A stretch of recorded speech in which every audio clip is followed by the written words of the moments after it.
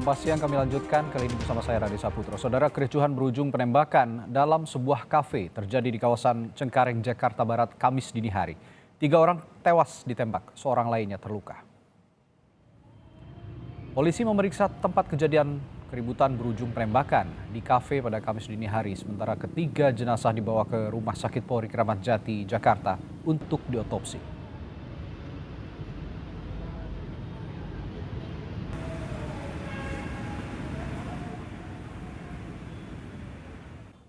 Ada rekan kami Dani Saputra, jurnalis Kompas TV yang berada di kafe di tempat penembakan oleh seorang polisi yang menewaskan 3 orang terjadi di sana. Dani, polisi sudah melakukan olah tempat kejadian perkara. Bagaimana kronologis kejadiannya?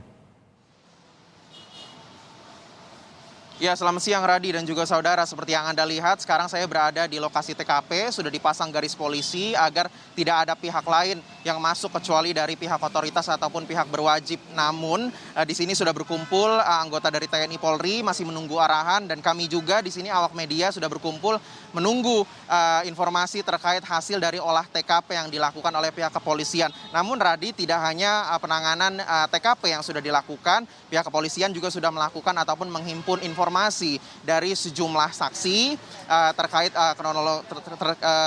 kronologi kejadian seperti itu, Radi. Dan juga tadi konferensi pers sudah dilakukan di Polda Metro Jaya karena kasus ini sudah dilimpahkan penanganannya ke Polda Metro Jaya. Dalam kronologi tadi dalam konferensi pers sudah dilakukan penembakan tadi terjadi diduga tadi pagi sekitar pukul 4 waktu Indonesia Barat oleh salah satu anggota kepolisian. Informasinya tadi berpangkat Bribka terhadap 4 korban. 3 korban meninggal, 1 korban masih dirawat di RS Polri Kramat Jati. 3 orang dari 3 orang korban meninggal tadi adalah anggota TNI Angkatan Darat dari Satuan Kawal Denma Kostrad. Terkait penanganannya ini nanti akan dilakukan oleh Polda Metro Jaya dan juga TNI. Terkait kronologi selengkapnya kita dengarkan pernyataan langsung dari Kombes Yusri Yunus selaku Kabid Humas Polda Metro Jaya. Sekitar pukul 2 tersangka CS itu memang datang ke sana, ke TKP yang merupakan kafe, kemudian melakukan kegiatan, ada minum-minum di sana.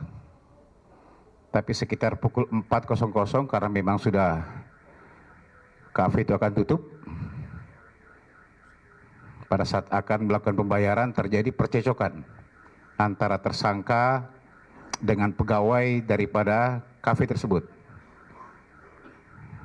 Dengan kondisi mabuk, saudara CS mengeluarkan senjata api dan melakukan penembakan terhadap 4 orang pegawai tersebut. 3 meninggal dunia di tempat dan 1 yang sekarang masih dirawat di rumah sakit. Ya, sebagai tindak lanjut dari penanganan kasus ini, tadi Kapolda Metro Jaya Irjen Fadil Imran sudah menyatakan permohonan maaf dan juga bela sungkawa terutama kepada Pangdam Jaya, ini Majen TNI Dudung Abdurrahman dan juga anggota TNI Angkatan Darat atas kejadian ini. Dan juga tadi instruksi dari Pangdam Jaya kepada Kapendam Jaya sudah disampaikan bahwa ini kasusnya akan dikawal juga oleh TNI dan juga patroli nantinya akan semakin ditingkatkan baik dari TNI dan juga Polri. Untuk terkait lebih spesifiknya kita dengar pernyataan dari Kapendam Jaya Letkol Herwin Budi Saputra.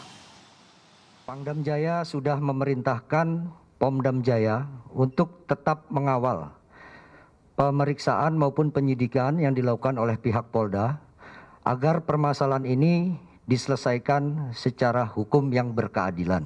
Ke depan mungkin akan lebih diperketat untuk pelaksanaan patroli bersama antara Garnisun dengan Polda Metro Jaya untuk mengurangi tindakan-tindakan yang merugikan nama institusi Angkatan Darat. Ya, seperti itu tadi pernyataan dari Kabid Humas Polda Metro Jaya dan juga Kapendam Jaya. Selengkapnya nanti kita akan tunggu bagaimana nanti update ataupun perkembangan dari penanganan kasus ini, Radi. Ya, Dani, menurut keterangan polisi, tersangka datang ke kafe tersebut pukul 2 dini hari hingga kejadian sekitar pukul 4 dini hari. Yang jadi pertanyaan, mengapa kafe buka sampai dini hari? Bukankah kafe hanya boleh sampai jam 8 malam saja di saat penerapan PPKM Mikro? Adakah keterangan polisi soal ini? Betul sekali Radi, tadi memang belum sempat disampaikan baik dari konferensi pers ataupun tadi kami di sini belum ada keterangan resmi terkait yang kita sekarang lihat ini diduga merupakan pelanggaran PPKM Mikro. Namun tadi saya sempat bertanya kepada Kombes Adi Wibowo selaku Kapolres Jakarta Barat yang juga sempat in charge dalam kasus ini sebelum dilimpahkan ke Polda Metro Jaya. Kombes Adi Wibowo sempat membalas tadi lewat pesan singkat saya tanya apakah ini PPKM yang diduga pelanggaran PPKM Mikro ini akan ditindak nantinya.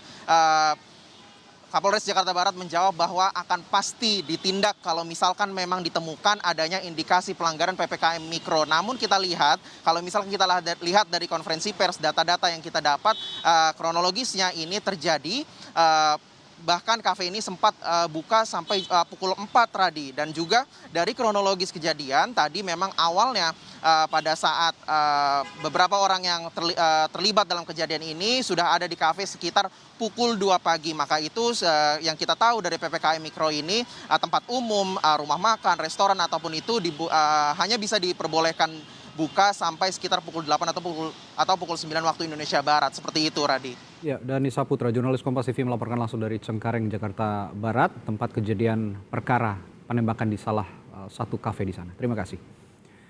Saudara, kerusuhan